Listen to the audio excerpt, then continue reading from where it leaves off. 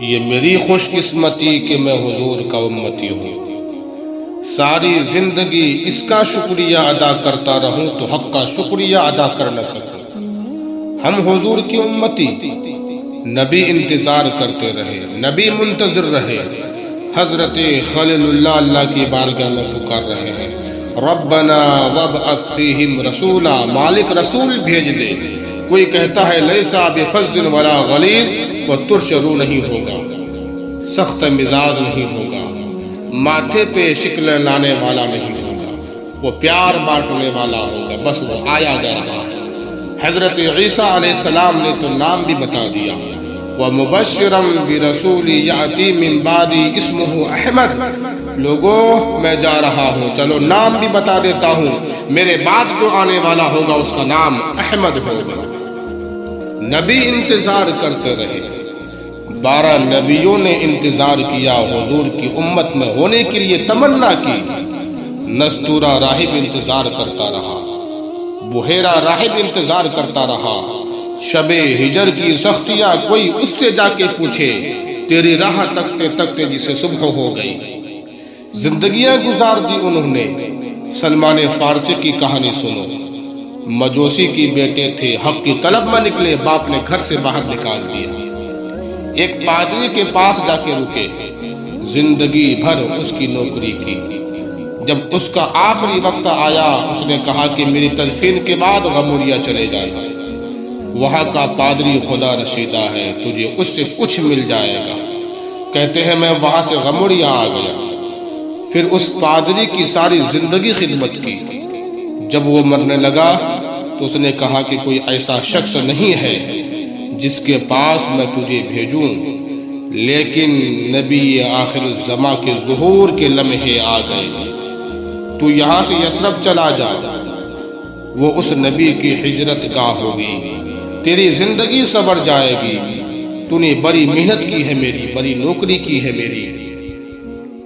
کہتے ہیں میں نے اس کو کہا کہیں ایسا نہ ہو میں دھوکہ نہ کھا جاؤں، مجھے کوئی نشانی بتا دے۔ اس نے کہا 3 نشانیاں ہیں، ایک صدقہ نہیں لے گا، دوسرا ہدیہ رد نہیں کرے گا، تیسرا 2 کندھوں کے درمیان مہر نبوت چھپی ہوگی۔ کہتے ہیں میں اس کی تدفین کی، یثرب کی جانب جاتے ہوئے ایک قافلہ میں شامل ہو گیا۔ انہوں نے مجھے پکڑ لیا، مجھے اپنا غلام بنا لیا، لیکن میرے پہ مہربانی یہ کی کہ مجھے بیچا جا کے مدینے میں۔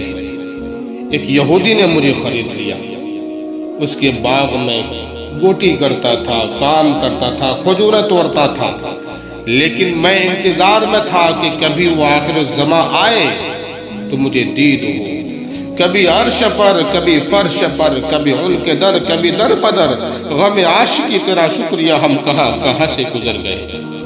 کہتے ہیں میں ایک دن باغ میں کھجوریں توڑ رہا تھا کہ ہواؤں میں مستی پیدا ہو گئی، اور ہر سمت طلع البدر علینا کی صدا آنے لگی۔ میں سمجھ گیا کہ وہ لمحے آ گئے، میں چھلانگ لگا دی اور دوڑ پڑا۔ میرے آقا نے سمجھا کہ شاید غلام بھاگ گیا، اس نے دوڑ کر مجھے پکڑ لیا۔ میں اس کو کہا کہ میں نوکر تیرا ہی ہوں، لیکن دل نوکر کسی اور کا ہے، بھاگوں گا نہیں، مجھے جانے دے۔ میں کچھ کھجوریں لے گیا تھا، صدقے کی نیت سے جا کر حضور کو پیش کیا تھا، کریم نے ارشاد فرمایا ہم نبی ہیں، صدقہ نہیں لیتے۔ کہتے ہیں ایک نشانی تو پوری ہو گئی۔ کہتے ہیں کہ میں کچھ دنوں کے بعد اور کھجوریں لے گیا، اور میری نیت ہدیہ کی تھی، میں نے پیش کی، حضور نے قبول فرما لی، لیکن میں بھی کہتا تھا کہ تیسری نشانی بھی پوری ہو لے تو پھر میں مانوں گا۔ اور وہ کیا تھی؟ 2 کندھوں کے درمیان مہر نبوت۔ ایک دن حضور میرے باغ میں آئے، اور آقا کریم نے اپنے مبارک کندھے پہ چادر رکھی ہوئی تھی، اور چادر کی اوٹ پہ مہر نبوت چھپی ہوئی تھی، اور میں پیچھے ہو کر دیکھتا تھا، اور میری آرزو یہ تھی کہ کوئی تیز جھونکا ہوا کا آئے اور چادر ہٹ جائے اور میں مہر نبوت کی زیارت کر لوں۔ حضور میرے ارادہ قلب سے آگاہ ہوئے، فَأَلْقَى إِلَيَّ رِدَاءَهُ، حضور نے چادر اتار کر میری جانب پھینکا، اور ایسے رک کر کے ارشاد فرمایا انظر الی ما امرت بہ، اس پادری نے جو بتایا تھا دیکھ لے آ کے. کہا کہ میں نے دیکھا کہ حضور کے کندھوں کے درمیان مہر نبوت چھپی ہوئی تھی. شب ہجر کی سختیاں کوئی اس سے جا کے پوچھے، تیری راہ تکتے تکتے جسے صبح ہو گئی.